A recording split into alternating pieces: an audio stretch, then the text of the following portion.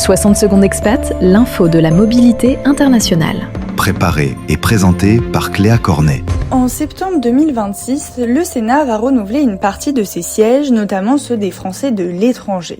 Et les grandes manœuvres ont déjà commencé après les élections consulaires du mois de mai.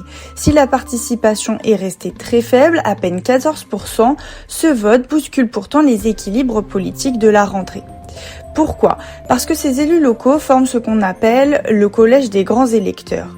En septembre prochain, ce sont eux qui vont désigner 6 des 12 sénateurs des Français de l'étranger. Ces parlementaires ont pour mission de défendre à Paris les intérêts des expatriés, comme le budget des bourses scolaires ou l'accès aux services des consulats. À l'approche du vote, la physionomie du Sénat pourrait changer. Le camp présidentiel mené par Gabriel Attal subit un net recul avec la perte d'une vingtaine de sièges. À l'inverse, l'union de la gauche progresse fortement. Elle s'appuie notamment sur une poussée historique des écologistes et de la France insoumise. Mais la spécificité de ce scrutin, c'est le poids des réseaux indépendants.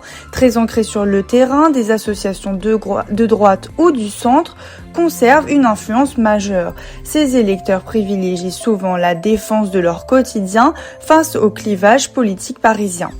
Parfois, les dynamiques locales créent des situations inédites. En Russie et Biélorussie, par exemple, un candidat indépendant proche des thèses du Kremlin et sous sanction européenne est arrivé en tête. Faute de décision de justice, l'administration française n'a pas pu s'opposer à sa candidature.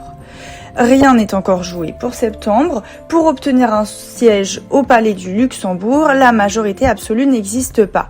Tout au long de l'été, les différents partis vont devoir négocier pour séduire les élus indépendants et les délégués consulaires. L'info de la mobilité internationale À retrouver en podcast sur fdlm.fr.